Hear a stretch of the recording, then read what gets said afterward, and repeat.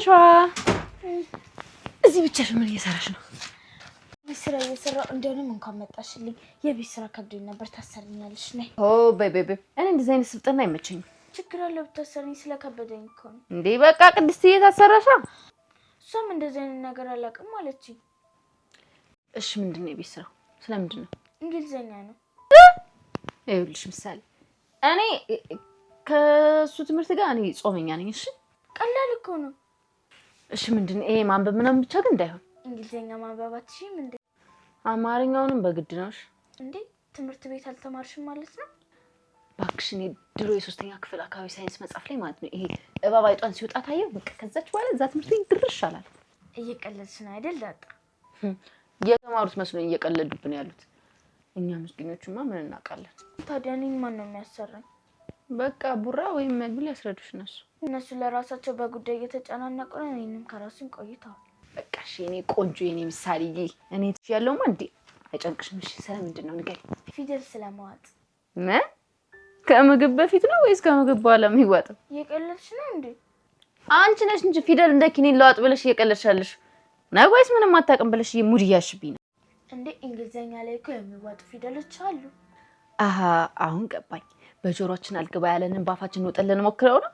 ይኸውልሽ ምሳሌ እኔ እንኳን ፊደሏን አይደለም እንዳለ እንግሊዘኛ ፊደል አንስቼ ቡጥ ራሱ እኔ መቼም የሚገባኝ አይመስለኝም። ቆይ ላሳይሽ እንደሆነ ይሄው ነይ እስኪ አንብቢው።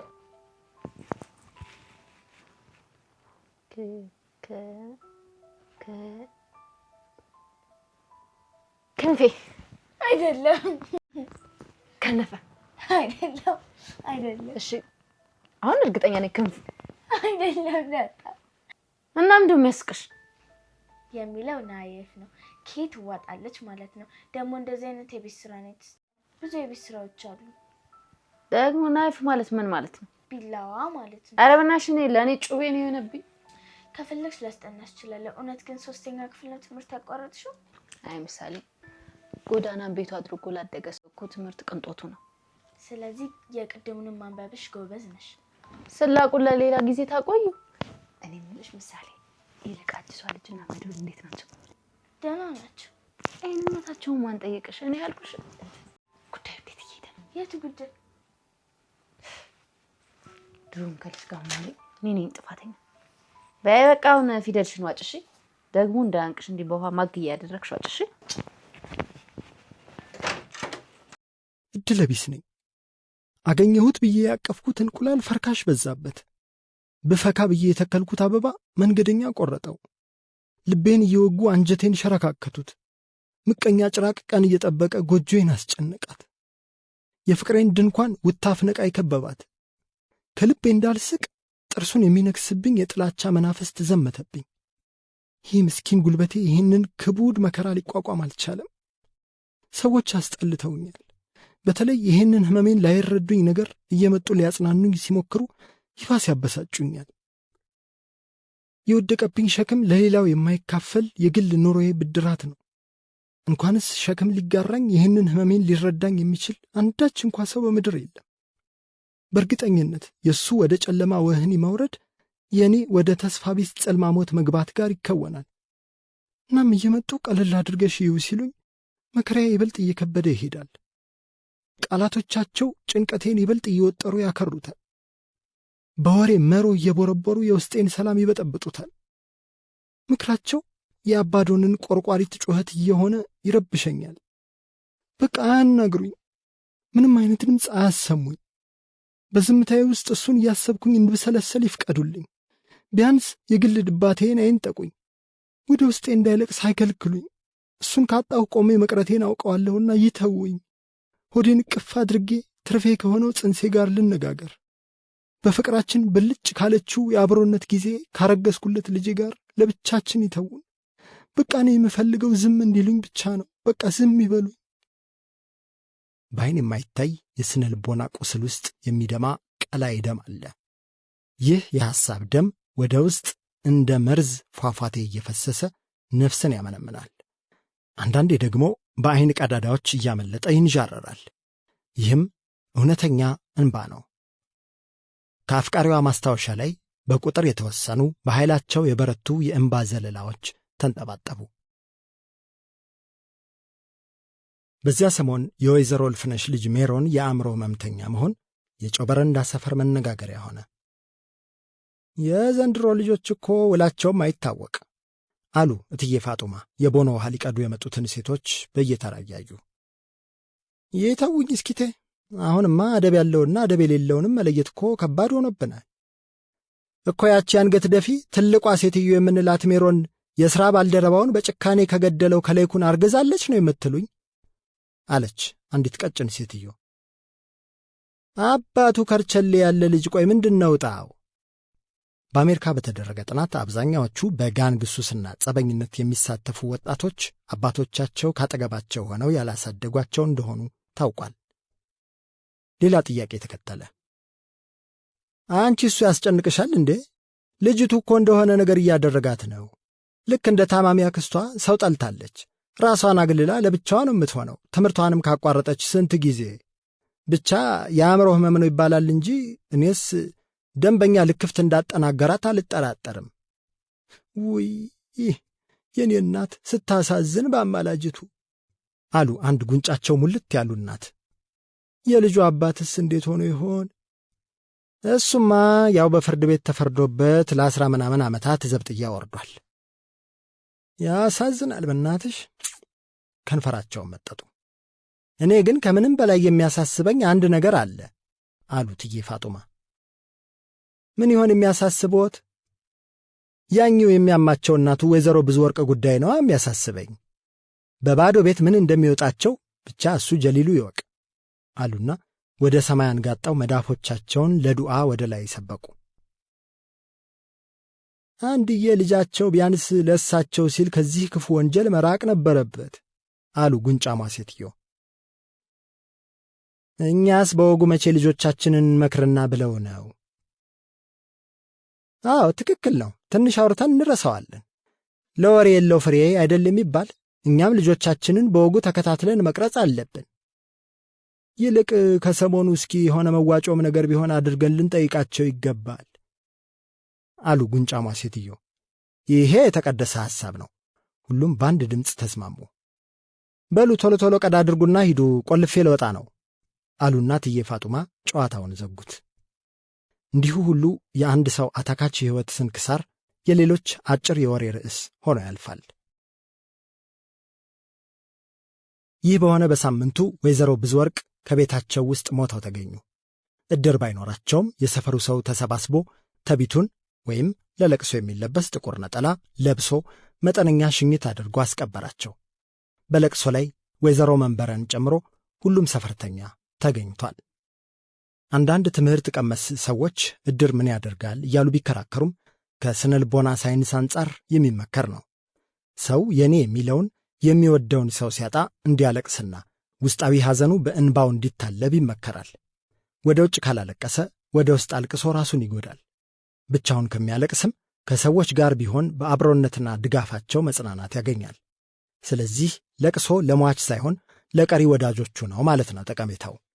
ምንም ጠቀሜታ ቢኖረውም ከልኩ በላይ የበዛና የተራዘመ የለቅሶ ሥርዓት ግን ጎጂ ነው። ወህኒ ቤት የነበረው ልጃቸው ላይኩን ግን ዜናው የደረሰው ከ2 ሳምንታት በኋላ ነበር። የሐዘኑ ነገር ተከድኖ ይብሰል። ለደጉ ገበሬ ታሪኩን ሲያጫውታቸው የቆየው ላይኩን የእናቱን አሟሟት ሲያስብ እንባው ቀደመው። የኔ ከርታታ እናት አለ በሆዱ። አንድም ቀን ሳይደላሽ አለፍሽ።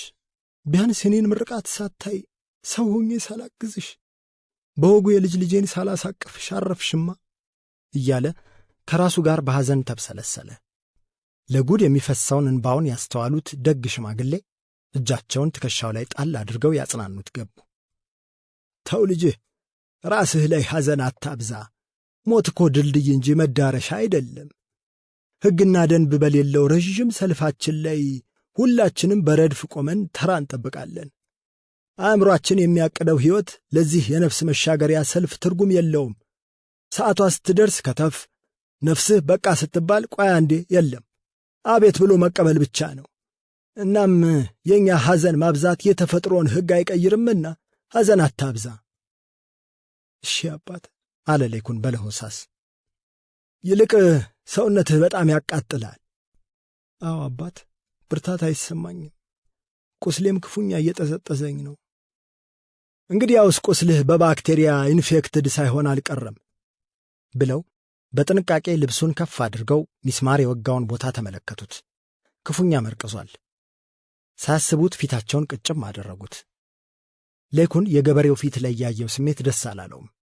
በሌላ በኩል አንድ ሽማግሌ ገበሬ ኢንፌክትድ የሚል እንግሊዝኛ መጠቀማቸው ግራ አጋብቶታል። በደጉ ሽማግሌ ትእዛዝ መሠረት ያቺ የሌኩንን ቀልብ የገዛች ትንሽ ልጅ ለብ ያለ ውሃ በጨው አድርጋ ይዛ ገባች። ይህችው ብሩክ ልጅ የእግሩን ቁስል እያጠበች ሳለ ሕመሙ እየረበሸውም ቢሆን ሌኩን የሕይወቱን የመጨረሻ ክፍል ለደጉ ገበሬ ያጫወታቸው ይዟል።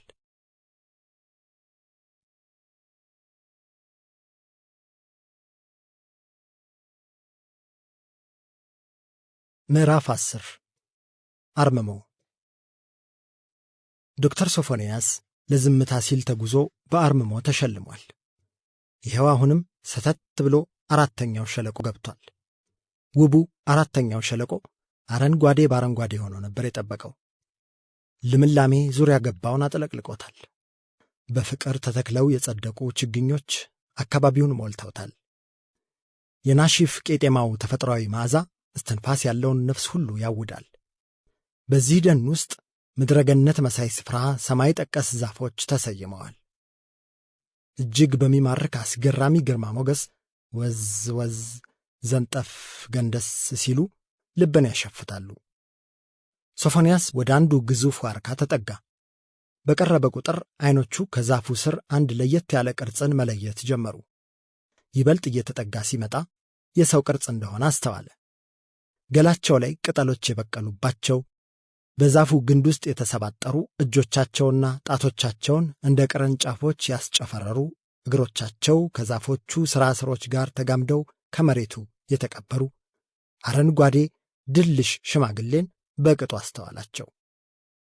እንደዚህ አይነት አስገራሚ ፍጡር በሕይወት ዘመኑ በፍጹም አይቶ አያውቅም።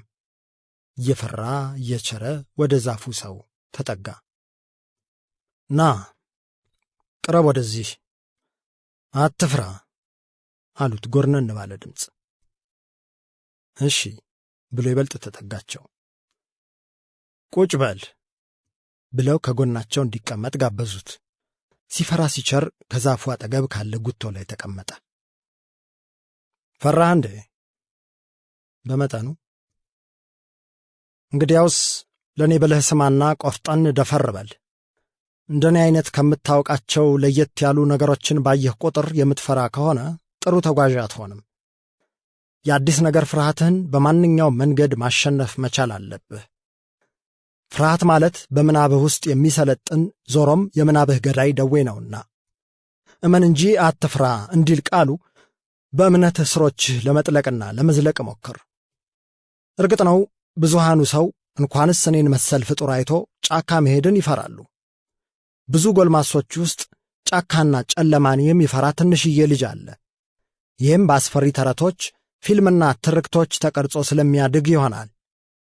እርግጥ ጫካ ከሌሎች እንደ በረሃ፣ መስክ፣ ተራራና ውቅያኖስ ካሉ የዝምታ ተምሳሌቶች ይለያል። ምክንያቱም ሌሎቹ ላይ ተሰይመህ በዐይንህ እስከ አድማስ ጫፍ ታያለህ። በጫካ ግን ክፉም ደግም ቢመጣ የማየት ዕድልህ ጠባብ ነው። የእኛ ደን በድምፅና በጸጥታ በዛፍ ጥላና በዛፍ ጠል የተደበቁ እልፍ ምስጢራትን አዝሏል። አንተ ግን አርምሞ ከሆነ ግብርህ ፍርሃት ከቶ አያሻህም። ከደኑ ነዋሪዎች ጋር ካለ ቃል ትግባባለህና መጥፎ አያገኝህም። እናም ፈጽሞ አትፍራ። ደግሞም ይህን በቅጡ እወቅ፣ ፍርሃት ትልቁ የፍቅር ጠላት ነው። ውጫቸውንም ውስጣቸውንም መጋፈጥ የሚፈሩ ሰዎች በወከባና በጩኸት ተደብቀው ፍቅርና እውነትን ሲሸሹ ይኖራሉ። እኛ ዛፎች ግን በአርምሞ ጸንተን ዝናብ ቢዘንብብንም፣ ነፋስ ቢነፍስብንም፣ እሳት ቢነድብንም ከመሠረታችን ሳንርቅ በፍቅር እንቀበላለን አሉና ሽማግሌው ዛፍ የቅርፊት ቅንድባቸውን ሽቅብ ሰቅለው ጭራሮ የከበበው ዐይናቸውን በለጠጡት። የሆነ ሆኖ ከዚህ አድካሚ ጉዞህ በኋላ አሁን አራተኛው እርከን ላይ ደርሰሃል። ይሄ በእጢዎች አለቃ ፒቱታሪ እጢ። ይህ ስም ፕትያና ፕትሃ ከተሰኘው የኩሽ ንጉሥ የተገኘ እንደሆነ አንዳንድ የጥቁር ታሪክ ጸሐፍት መላምታቸውን ያስቀምጣሉ። ለዚህም የፒቱታሪን እጢ የሚያሳይ ከ3000 ዓመታት በፊት በፒራሚድ የተቀረጸን የአእምሮ ስዕል ማስረጃ አድርገው ያቀርባሉ። የሚዛንና ቀጥ ብሎ የመቆም ኃላፊው የአንጎል ክፍል ሴሬብለም ይመሰላል። በዚህ ድልድይ ላይ ቆመህ በተመስጦና ማሰላሰል ብዙ ጥያቄዎችን ታስተነትን ዘንድ ይገባሃል። ገና ልጫጭም ልዋጭም የሆኑ ወሳኝ የኑሮ ሐሳቦችን እያነሳህ ትመራመራለህ። ከአንቀጽ እስከ ፊደላት ድረስ ምስጢሩን ትፈታለህ። የቀደምት ጠቢባን መንገድንም ትከተላለህ። ያኔ ከጥላችን ስር ተቀምጠው ይህ ዛፍ እንደኔ ምን ይወዘወዛል፣ አፉ ባይናገር ሆዱ ነገር ይዟል ሲሉ ተቀኝተው ነበር ወልዩ የደርቃ ልጅ አሉና ሽማግሌው ቅርንጫፍ እጆቻቸውን እያላጉ ተንጠራሩ። የተወሰኑ ቅጠሎች ከሠራ አካላታቸው ላይ ረገፉ። ምን መሰለህ፣ እኛ ዛፎች ብዙ እናያለን፣ ብዙ እንታዘባለን። በግንድ ሆዳችን ብዙ ፈውስም ምስጢርም አቁረን እንይዛለን። ነገር ግን የትኛውንም ምስጢር አውጥተን አናባክንም። እንደ ጠንካራ ወንድ የሆዳችንን በሆዳችን ይዘን ሥራና ኑረታችንን እንቀጥላለን። እናም ልጅ ሶፎንያስ እንደኛ ወንድ ሁን ብዬ ልመክርህ እፈልጋለሁ። ወንድ ሁን ስልህ ደግሞ ከሴት ተቃራኒ ስለመሆን አሊያም ጡንቻዎችህን ስለማደለብ እያወራሁ አይደለም። የሥጋህን ነገር በአንደኛው እርከን ላይ ተመርሃልና እሱን አልደግምልህም። ወንድ ሁን ማለቴ ግን ባጭሩ ራስህን አሸንፍ ለማለት ነው። እንደ መድኃኔ ዓለም በትሕትና ጎንበስ ብሎ እግር ለማጠብ የማይታበይ ወንዳ ወንድ ብፁዕ ማንነትን ገንባ። ጀግና ማለት ጠላቱን ታግሎ የጣለ ሳይሆን በንዴት ጊዜ ራሱን መቆጣጠር የቻለ ነው እንዲሉ ነቢ፣ እኔም ወንድ ሁን፣ ቃላቶችን ለመቆጠብም ጀግን እልሃለሁ። እስኪ በሕይወትህ የምታውቃቸውን ሰዎች መለስ ብለህ አስታውስ። በአንድም ሆነ በሌላ ምክንያት ደህንነት የማይሰማቸው ሰዎች እብሪተኛ ሆነው ታገኛቸዋለህ። መሰል ሰዎች እውነትን በሐሰት ያጠለሻሉ።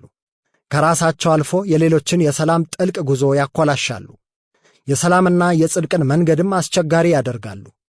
ይህንን አስመልክቶ አንድ ሊቅ በብሂለ አበው ውስጥ እንዲህ ይላሉ። እመ ተናገርኩ ጽድቀ ሰብአ ዛቲ ዓለም ይጸልኡኒ ወከመ ኢንብብ ሐሰተ ኩነኔ ዘኢከ ያፈርሃኒ ኩሉስ አርመሞ ይህይስ ወይሴኒ። ትርጉሙም እውነት የሆነ ቃል መናገር እንዳልችል የዚህ ዓለም ሰዎች ጠላት ያደርጉኛል። ሐሰት ተናግሬ በሰው እንዳልወደድ ያንተ የፈጣሪ የእውነት ፍርድህ ፍጹም ያስፈራኛል። ከዚህ ሁሉ ስጋት፣ ከዚህ ሁሉ ፍርሃት ታላቁ አርምሞ ዝምታ ይሻለኛል እንደማለት ነው። እናም አንዳንዴ ዝም ማለት የተሻለ አማራጭ የሚሆንባቸው ሁኔታዎች ሊኖሩ ይችላሉ። ነገር ግን ፍርሃት ቀጣይነት ያለው ያልሆነና በራስ መተማመን ከማጣት የሚመነጭ መሆን የለበትም። በራስ መተማመን የሌለውማ ሰው እዩኝ እያለ ይውላል። ተፈጥሮ ግን ይህን አታውቅም። ለምሳሌ ብዙ መድኃኒትነት ያላትን ጉዳይ በትንሽ ዛፍነቷ አታፍርም። እንዲሁ ሁሉ ትልቅ መስሎ ለመታየት የሚሞክረውና ፍርሃት የሚወርሰው የሥነ ልቦና ደህንነት ስጋት ያለበት ሰው ነው። ይህንን ፍርሃት ለመደበቅ የሚደረጉ ጥረቶች ደግሞ እብሪት፣ ቁጣ፣ ንቀት፣ ታይታና ማስመሰልን ይወልዳሉ። እናም ወዳጄ መሸነፍን አትፍራው፣ አበክረህ ልብ በል። የማጣት የማነስና የመበለጥ ፍርሃት የአብዛኛው ኃጢአት ሥረ መሠረቶች ናቸው። ከታዘብህ ከምንም ነገር በላይ የሰው ልጅ መቀበል የሚከብደው ሽንፈቱን ነው። ከስንፍናው በላይ ሰነፍ መስሎ መታየቱ ያሳስበዋል። ለሌሎች ደካማ መስሎ መታየትን የማይፈሩ ግን እውነተኛ ጠንካራዎች ብቻ ናቸው። ደካሞች የሌላቸውን ለማሳየትና በጥቂት ባለቻቸው አሊያም በሌላቸው ነገር ራሱ ሲኩራሩ ታያለህ። ሌላው ማወቅ ያለብህ ነገር ልኩራ ብትል እንኳን ኢምንት መጠንህና እዚህ ገባ የማይባለው ኃይልህ ለኩራት እንደማያበቁህ ነው።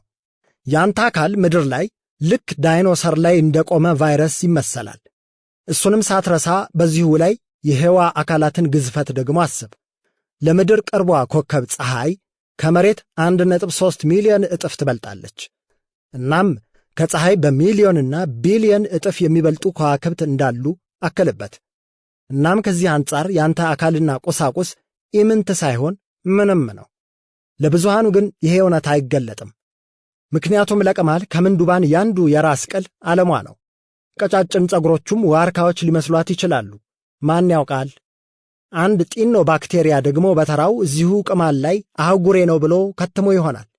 ሐቁ ግን ለሕዋ ማንኛችንም እንዲያው ከቁጥር የማንገባ እፉኝትንና አንኩራ፣ አንስገብገብ፣ አንመጻደቅ፣ አንታበይ ብለው በአጽንኦት አስገነዘቡትና ቀጠሉ። ሌላው ወንድ ሁን የምልህ ልጅ ሶፎንያስ ከውጫዊው ገጽታ የበለጠ ውስጣዊ ማንነት ይኑርህ ለማለት ነው። መልክህ፣ አለባበስህ፣ የምትነዳው መኪና አሊያም የምትኖርበት ቤት ያንተን ዋጋ አይተመኑ።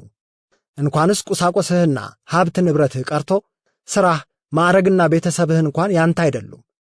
ሌላው ይቅርና ጤንነትህ፣ የሰውነት ክፍሎችህ አንተ ራሱ እኮ ያንተ አይደለህም።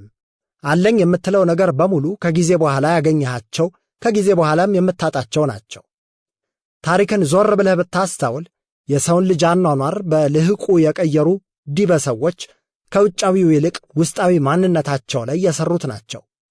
ነቢያት፣ ሳይንቲስቶች፣ ምሁራን፣ ጠበብት፣ ፈላስፎች፣ ጸሐፍት፣ ተመራማሪ፣ ደጎች፣ ፈጣሪዎች፣ መሪ፣ ሊቃውንት፣ ዜመኞች፣ ትጉሃኖች፣ ፈርቀዳጅ ባለጠጋዎች፣ ሕልም ያላቸው ባለ ራእዮች በሙሉ ከውጫቸው ይልቅ ውስጣቸው ላይ የሰሩት ናቸው። ራሳቸውን አውቀው ዓላማቸውን አስምረው የሚጓዙ ሰዎች አሁንም ምድር በብዛት ያስፈልጓታል። ቀደምት የሰው ተምሳሌቶችም አንድ የሚነግሩን የጋራ እውነታ ቢኖር ከውጩ ይልቅ ውስጣችን ያለው አንጡረ ሀብት በብዙ እልፍ አእላፍ እጥፍ እንደሚበልጥ ነው። ይህን ስትረዳ እንደ ቡድሃ በወርቅ የተሞላ ቤተ መንግሥት ትተህ በባዶ እግርህ ትወጣለህ። 900 ዓመት የኖረው አብርሃም ለምን ቤት እንዳልገነባ ይገባሃል። እንደ ካሌብ በትረ መንግሥትህን በሰላም አስረክበህ ወደ ገዳም ትመንናለህ። ብቻህንም ቢሆን ከተፈጥሮ ጋር ትዛመዳለህ። ታዲያ ዋጋ ሊያስከፍልህ ይችላል። የህዋ ድንበር አልባነት ቀድሞ እንደገባው የ17ኛው ክፍለ ዘመን ሳይንቲስት ከነ ሕይወትህ ልትቃጠል ሁላ ትችላለህ። በ1600 እንደ አውሮፓውያን አቆጣጠር ጂዮርዳኖ ብሩኖ የተባለ ጣሊያናዊ የሂሳብ ሊቅ፣ ጸሐፊ፣ ገጣሚና ፈላስፋ በሮማ ካቶሊክ ቤተ ክርስቲያን ውሳኔ በእሳት ተቃጥሎ እንዲሞት ተፈርዶበታል። ይህ ውሳኔ የተፈረደበት በወቅቱ ለብቻው ባደረገው ጥናት የጠፈርን ወሰን አልባነትና የሌሎች ከዋክብትን ከፀሐይ እኩል መሆንና መበለጥ በመናገሩ ነው። እውነትህ ግን ለዘላለም ያንጸባርቃል። ሶፎንያስ በምናባዊ የተመስጦ ምህዋር የሚደርሰውን ጥበብ በትኩረት እየተከታተለ ዘልቋል። ወደው የሰሙት ነገር ከልብ ያርፋልና እያንዳንዷን ጥበብ እየመዘገባት ነው። ነገ ለሚገጥመው ፈተና፣ ለሚረዳቸው ታማሚዎች፣ ለሚጽፈው መጽሐፍ ብዙ ግብዓቶችን አግኝቷል። በአንዳች መንፈሳዊ ኃይል ከዛፉ ጋር ተዋህደው በአርምሞ የሚኖሩት ሽማግሌ የአራተኛውን እርከን የመጨረሻ አስተምህሮዎቻቸውን አከታትለው አደረሱት። እናም የአራተኛው እርከን አረንጓዴ የመሆን ምስጢሩ ሲፈታ የምድርን ዝቅ ብሎ የመለምለም ጥበብ የሚገልጥ ነው። ምድር የወደቀባትን በሙሉ ሳታዳላ ከስሩ ሆና ትቀበረዋለች። ምን ግዙፍ ብትሆን ከቆዳዋ ላይ የሚርመሰመሱትን ጥቃቅን ፍጡራን ታግሳ ታልፋለች። የሚጥሉላትን ቆሻሻ በዝምታ ተቀብላ አበስብሳ ከገላዋ ጋር ታዋህዳለች። እኛ ዛፎች ደግሞ ይህን ሁሉ ችላ የምታሳድገን ልጆቿ ነን። ትንሹ ፍሬያችን፣ ቀጭኑ ሥራችን ከውስጧ ሲተከል ሳትንቀን ታበቅለናለች። ዘራችንን አበስብሳ፣ አብሰልስላ፣ አሰላስላ ወደ ፍሬ ትቀይረዋለች። ከሚከረፋ የአስከሬን ብስባሽ አረንጓዴን ቅጠል የማብቀሉን ጥበብ ተከናበታለች። የሚጠረናውን የሽንት ቤት ተረፈ ምርት ተረክባ የሚያውደውን ውብ ጽጌረዳ ታጸድቃለች። ይህም የዝምታዋ ትዕግሥቷና የሞላው መሰጠቷ የሚሠራው የፈጣሪ ታምር ነው። ስለዚህ እያንዳንዱ ዛፍና ተክል የምድር ውለታ አለበት። ሰውን ጨምሮ እያንዳንዱ ምድር ላይ የሚኖር ፍጡር ደግሞ የእጽዋት ውለታ አለበት። ይህንንም ጠንቅቀህ ታውቅ ዘንድ ነገርኩህ። ሁላችንም የተሳሰርን ክብ እንጂ የተለያየን ነጠብጣቦች አይደለንም። ሁሉም የተፈጥሮ አሰራር የተናበበ ጥልቅ መስተጋብር አለው። የተተከለ ሁሉ እስኪበቅል ትዕግሥትና ጽናትን ይሻል። ዘር ከአፈር ሲከተት ይበሰብሳል። የሚበሰብሰው ግን ውብ አበባን ይዞ ለመውጣት ለመፍካት ነው። በትውልድ መተካካት ካየነው ሁላችንም መሬት የምትባል የአንድ ግዙፍ ፍጡር ሕዋሳት ነን። ለምሳሌ የደን ዛፎች በሙሉ በስሮቻችን በኩል ሳናወራ እንናበባለን። በተለይ አልበርት ፈርናንድ የተባለ የደን ተመራማሪና ሌሎችም የቅርብ አጥኚዎች እንዳረጋገጡት ዛፎች በእንጉዳይና ፈንገስ መረብ የተዘረጋ የአፈር ስር የግንኙነት መስመር ኔትወርክ አላቸው። በስሮቻቸው ይናበባሉ፣ ይረዳዳሉ፣ ማዕድናትን ይጋራሉ ወዘተ። ይህ አንድነታቸውም በአፈር ውስጥ ያለን ድንጋይ እስከ ማፍረስ የሚደርስ ጥንካሬ ለግሶ የደኖችን ህልውና ያረጋግጣል።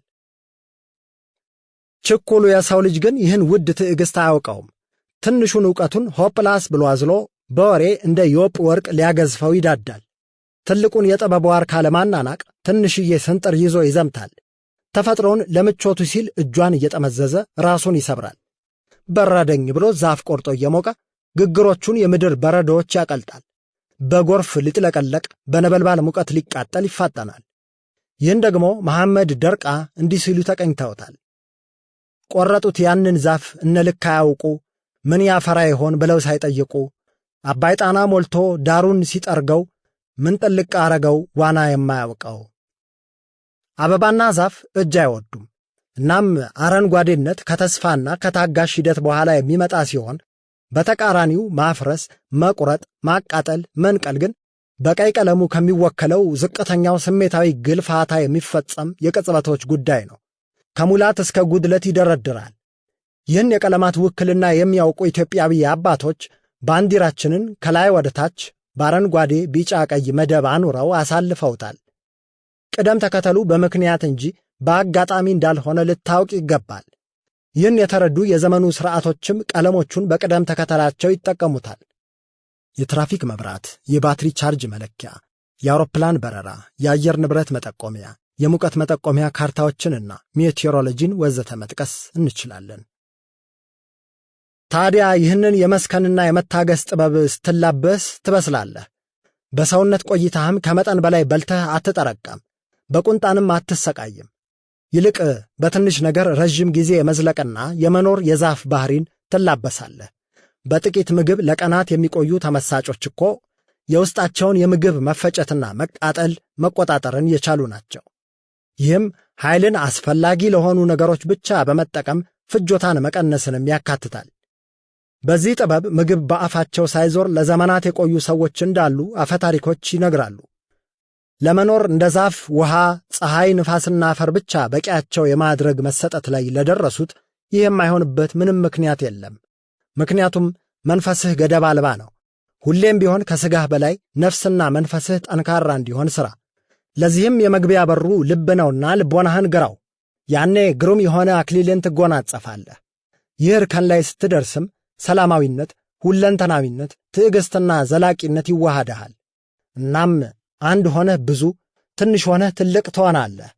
ከዛፉ ስር በጽሞና እንደ ተቀመጥክ የቀንዲልህ ቅርንጫፎች ከፍ ከፍ ዘለግ ዘለግ ይላሉ ብለው ምክራቸውን አገባደዱ።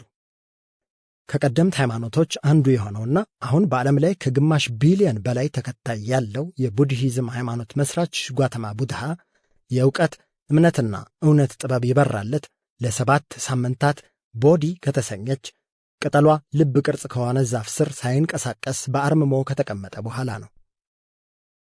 ሶፎንያስ ጥያቄዎቹ ከጠበቀው በላይ እንደተመለሱለት ቀጥሏል። እንዳሉ የማያውቃቸውን ጥበቦች እየተገለጡለት፣ እንደሚችል ያላስተዋላቸውን ክህሎቶች እየተካነ ዘለቀ። ለሜሮንም ሆነ ለሌሎች ታማሚዎቹ የሚጠቅሙ ዕውቀቶችንም እየቀሰመ ነው። ያሳለፈውን አስገራሚ ጉዞ ዞር ብሎ ሲመለከት ደግሞ የቀሰመውን ልዩ ትምህርት በመጽሐፍ መልኩ ለብዙሃኑ ማዳረስ እንዳለበት ማሰብ ከጀመረም ከራርሟል። በምን መልኩ መጽሐፉን እንደሚያዘጋጅ እያውጠነጠነ ሳለ የዛፉ ሰው ድምፅ ቀርቦ ቀሰቀሰው። እነሆ ወደ ታች ተመልከት የሚል ትእዛዝ ነበር የመጣለት። ሶፎንያስ ጎንበስ አለ። ከግዙፉ ዛፍ ስር አንድ ሰማያዊ ምንጭ ቡልቅ ቡልቅ ሲል በዓይነ ልቦናው አስተዋለ። ምንጩም እየጨመረ መጥቶ በአንድ ቀጭን መስመር ተጀርቶ ይንፎለፎል ገባ። ልጅ ሶፎንያስ ይህችን ጅረት ተከትለህ ዘለቅ፣ ወደ 5ኛው እርከንም ታደርሰሃለች አሉና ዛፉ ሰው ቅርንጫፎቻቸውን ሰብሰብ አድርገው ወደ ውስጥ ሰረጎዱ። የስንብት የሚመስል ዝማም ኃይል ለቀቁናም በቅርፊት ሽፋሽፍት ዐይኖቻቸውን ከደኑ፣ አንቀላፉ። ቃሊቲ ማረሚያ ቤት። ጩኒ ከእስር ቤቱ አንድ ጥግ ቁጭ ብሎ ያንጋፋው ቴዎድሮስ ታደሰን ዘፈን ያንጎራጉራል። ኧረ እንዲያው ዝምታስ ምን ሊሆን፣ ልብ እየተረታ ሆድ እያመነታ፣ አንደበትህ ታስሮ በጊዜ አትረታ። ጉም ጉሙን ትተህ ተናገር ላንዳፍታ። ልብም እንደ ባዳ ከክዳት ተማክሮ እውነት በሆድ ይዞ እውነት ተቸግሮ የነገን ሳይቋጨው በተስፋ ውሎ አድሮ ድካም ይጫነዋል ዕድሜ ብዙ ቆጥሮ። አይ ጉድ ይላል ያገሬ ሰው ትዝብቱ ታምቆ ሆዱን ሲያላውሰው። ቀኑም ቢጨላልም ሌሊቱም ሊነጋ ላያልፍ አያለፋም ከሐሰት አትጠጋ። ያሰብከው ባይሞላም ያልከው ባይሳካ ያለምከው ቢጠፋ ወዳጅ ፊቱን ቢያዞር በውሎህ ባትረካ አትዘን እንግዲህ ከቶ አትቁረጥ ተስፋ። ጌታም አይጣላ ሳይደግስ ሳይዘክር እውነት ከቤት ይዘህ በብድር አትመስክር። ሆድ ከአገር አይበልጥም ግን ከአገር ይሰፋል የወለዱት እንጂ ቃል እንዴት ይጠፋል። የመጨረሻውን ስንኝ ወልኛ አባባል ሲሰማ ሌኩን የእኛ ሰው ለቃል የሚሰጠው ዋጋ ከልጆቹ በላይ ነው ሲል አሰበ። መልሶም የኔ ሚስት ግን በልጇ ምላ በውሸት መሰከረች ብሎ ዕድሉን አማረረ። እኮ ግን ምን ነክቷት ይሆን? በእኔስ እሺ፣ በአንድ ልጇ ግን እንዴት ጨከነች? ሐሳብን እየተካ ቀጥሎ ስለ ሕፃን ልጁ ስለ መርዕድ ማሰብ ጀመረ። ሌላው ቀርቶ ዐይኑን እንኳ ካየው ብዙ ጊዜ አታልፈዋል። የሕፃን ጠረኑ ትንቡክ የሚል ገላው፣ ዐይኑን ፍጥጥ አድርጎ እያቆለጨለጨ የሚጫወተው ነገር፣ ከምንም ተነስቶ የሚፍለቀለቀው ገጽታው በሙሉ ቀን በቀን ትዝ ይሉታል። ሌላው ቀርቶ ንጭንጭና ለቅሶው ራሱን አፍቆታል። ትዝታ ደግሞ ልዕለ ኃያል ነገር ነውና ስሜቶች ሁሉ ይገዙለታል። ሌኩንም የልጁ ነገር ትዝ ሲለው ስሜቱ ይረበሻል። ብዙ ሲያውጠነጥን ከቆየ በኋላ እንደምንም ወደ ጩኒ ሄዶ ከጎኑ ተቀመጠ። ጩኒ፣ አቤት። ላስቸግርህ እስኪ አንድ ዘፈን ዝፈንልኝ። ምን የሚለው ዘፈን? አብነት አጎናፍር ስለ ልጅ የዘፈነውን ልርሳህ እስኪ ትዝ አትበለኝ የሚለውን። ኦ ልጅ አለሽ እንደ አባቱ? መጀመሪያ ዝፈንልኝና እነግርሃለሁ አለ ሌኩን አሁንም የትንሽዬ ልጁ የመርዕድ ገጽ በዐይኑ እየዋለለ። እሺ አለና ጩኒ ጉሮሮውን ጠራርጎ ጀመረ። ልርሳህ እስኪ ትዝ አትበለኝ ልጄ ባክህ አትናፍቀኝ፣ የአባት ፍቅር የተለየህ የአብራክ ክፋይ እንደምነህ፣ ትዝታዬም አንተ እኮ ነህ፣ ሀብቴም ቅርሴም ንብረቴ ነህ። ጩኒ ሆን ብሎ ሌኩንን ለማስደሰት ነበር የእናት ፍቅር የተለየህ የሚለውን ስንኝ የአባት ፍቅር የተለየህ ብሎ ያዜመው። በመሃል ዞር ብሎ ሌኩንን ቢያስተውለው አንገቱን አንጋጦ በትካዜ የእስር ቤቱን ጣሪያ ሲመለከት አየው። ምንም ሳያዋራው ወደ ሙዚቃው ተመለሰ። አምላክ ካለ ጠንክር በርታ፣ ዕድሌ ነህ የኔ ያለኝታ። በዚህች ቅጽበት የእንባ ዘለላዎች ከሌኩን ጉንጮች እየተንደባለሉ ወርደው ከወለሉ ፈራረጡ። አፉም ከጩኒ ጋር አብሮ አዜመ። አምላክህን አመስግነው ልጄ ሁሉም አላፊ ነው። ጩኒ በተለይ በእርግጠኝነት የሚያስታውሳቸውን ስንኞች ረገጥ አድርጎ አስከተለና ዘፈኑን ደመደመ። ስስት ሕመም መከራዬ፣ ግንጥል ጌጤ አበባዬ፣ የምድር ላይ ጸጋ ጭንቄ፣ አንተ እኮ ነህ ለእኔ ወርቄ። ዝፈንልኝ ስትል እኮ እንዲህ የምታዝን አልመሰለኝም ነበር። ይቅርታ አስደበርኩ መሰለኝ አለና ሌኩን ጉንጮቹን ጠራርጎ ወደ ራሱ ተመለሰ። አረ በፍጹም አላስደበርከኝም፣ የአባትነት ስሜት ምን ያህል ውስብስብ እንደሆነ ይገባኛል አለና ጩኒ ወደ መለስተኛ ማብራሪያው ገባ። እናትነት እውነት አባትነት እምነት ቢባልም ቅሉ የኔን ፋዘር ልፋት ሳስብ የአባትነት ዋጋው ሁሌም ከፍ ብሎ ይታየኛል። ለምን መሰለ? የእናትነትን ዋጋ እኮ ሁሉም ያውቀዋል። ከእርግዝናው ጀምሮ የሚታይና የሚመሰከር ድካም አላት። የምጥን ተሰባብሮ የመገጠም ያህል የሚከብድ ሕመም ችላ ስትወልድ ነፍስ ያላወቀ ጨቅላዋን መግባ አሙቃ ተንከባክባ ለራሱ እስኪሆን ድረስ ያለው ልፋቷ ሳይታለም የተፈታ የአደባባይ እውነታ ነው። እናም ይህን ሁሉ ልፋቷንና ስኬቷን ላየ እናት እንደዚህ ለደከመችበት ፍጡር ፍቅር ባይኖራት በጣም ሊያስገርመው ይችላል። ማለት የእናትነት ፍቅር የተፈጥሮ ግዴታ ይመስለኛል። ለዚህም በግሌ ጥሩ አባቶችን ሳገኝ ይበልጥ ይገርመኛል። ከተፈጥሮ ሕግ በላይ ሕሊናና ልባቸው መርቷቸው ነውና ጥሩ አባት የሚሆኑት እጅግ ይደንቀኛል።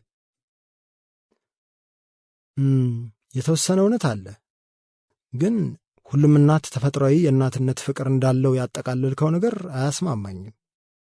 እንዴት? እሱን እንኳን የልጄን እናት ተግባር ብታይ ነው የሚገለጽልህ። ሌኩን እንቆቅልሽ ሆኖበት የቀረውን ጉዳይ ሲያስብ ነገሩ ሁሉ ገጣሚው አንቺን ግራ ይግባሽ ግራ እንዳጋባሽኝ እንኳን ከሰውና ከራስ ያጣላሽኝ ያለው አይነት እየሆነበት ለሰዎች ማብራራት ይከብደዋል። ታዲያ አጫውተኛ። ጩኒ በጥያቄ ከሐሳቡ አነቃው። አይ እሱ ረጅም ታሪክ ነው ይቅርብህ። ይልቅ አንተ ራሱ ብዙ ጊዜ የምትዘፍናቸው ዘፈኖች ብሶትን ያዘሉ ናቸው። በውስጥህ የሆነ የሚያብሰለስልህ ሐሳብ እንዳለ ይሰማኛል አለ ሌኩን። እንዴት እንደዛ ልትል ቻልክ? ነገርኩህ እኮ የምትዘፍናቸው ሙዚቃዎች ሁሉ የሚጠቁሙት እንደዚያ ነው። ምድር ላይ እየኖረ ለዚያውም እስር ቤት ታሽጎ ማን በሐሳብ መረብ የማይብሰለሰል ሰው አለ ብለህ ነው? እሱማ ትክክል ነህ። ሁላችንም ጋር ቁስል አለ። የቁስላችንን ህመም የምንገልጥበት መንገድ ይለያያል እንጂ አንዳንዶቻችን ዝም እንላለን፣ አንዳንዶቻችን እንጮኻለን፣ አንዳንዶች ደግሞ እናዜማለን። ልክ ብለሃል ሌክ። እዚህ ከገባሁ ጀምሮ የብዙ እስረኞችን የተለያዩ ታሪኮች እየሰማሁ ነው አለ ሌኩን። አዎ እዚህ እስር ቤት መልከ ብዙ ታሳሪ አለ። እናቱ ባለማወቅ የሸጠችውን ቫታ አልባቃ እኔ ነኝ የሸጥኩት ብሎ ለእናቱ ዳፋውን ከሚቀበል ልጅ አንስቶ ቤተሰቡ ታክቶት ተመስገን እስር ቤት ገባልን እስከሚባልለት ቦርኮ ድረስ እዚህ ይገባል። ያንተስ የእስር ምክንያት ምን ይሆን? የኔን እንኳን ተወው፣ ፍቅር ዕዳ ሆኖ ነው የታሰርኩት። ማለት ንገረኝ ብለህ ከገገምክ ልንገርህ መቼስ። ያኔ ክለቦች እየሰራው ሙዚቃ ምናምን ስሞካክር ተመስጣ ነው መሰል አንዲት የጄኔራል ልጅ ካልጠፋ ሰው እኔን አፈቀረች። እኔ ወንድምሽ ደግሞ የምወዳት የምትወደኝ አንዲት የመዋለ ሕፃናት መምህርት ፍቅረኛ ነበረችኝ። እናማ የጄኔራል ልጅት ካላገባኸኝ ሞቼ እገኛለሁ አለች። እኔም ፍቅረኛዬን መተው አልችልም አልኳት።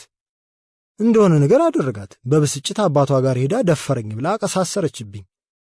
እኔም ሰውየው ፈልጎ ሳይገለኝ በፊት ሄጄ እጄን ለፖሊስ ሰጠው። ይሄው ወህኒ ቤቴ ብዬ ተወርውሬ ያለሁት። አይዞን ወንድሜ አለ ሌኩን በጩኒ አሳዛኝ ገጠመኝ እየተገረመ። እኔ ምልህ ግን ሌክ አለ ጩኒ ትንሽ ሲያስብ ከቆየ በኋላ። አቤት? አንድ ወንድ አንድ ሴት ብቻ ነው ማግባት ያለበት ብሎ የወሰነው ማን ነው? ምን አይነት ጥያቄ ነው ደግሞ ይሄ? አንድ ለአንድማ ቅዱስ ቃሉ ያዘዘን ጥምረት ነው። ለአንድ አዳም አንድ ሔዋን እንጂ 2 3 አልተፈጠሩም እኮ አለና ሌኩን ረገጥ አድርጎ መለሰለት። እሱንማ በሚገባ ቃለሁ ሌክ፣ ግን ከታሰርኩኝ በኋላ ሁሌም የሚቆጨኝ ነገር ምን እንደሆነ ታውቃለህ? መምህርቷ ፍቅረኛዬ እንዲህ የሚያስጨንቅህ ከሆነ ያሳሰረችኝን ልጅ አግባትና ተገላገል፣ እኔን እንደሆነ አታጣኝም ትለኝ ነበር። እናም አንዳንዴ ሁለቱንም አግብቼ ቢሆን ኖሮ ለዚህ አስከፊ የእስር ሕይወት አልዳረግም ነበር እያልኩኝ ይጸጸታለሁ። ምናልባት በአንተ መንገድ ካየነው የሚያስኬድ ይመስላል። ማለቴ እንደዚህ ከአቅም በላይ የሆነ ችግር ሲኖር የማይፈጸምበት ምክንያት አይታየኝም አለ ሌኩን ከአፍታ ማሰላሰል በኋላ።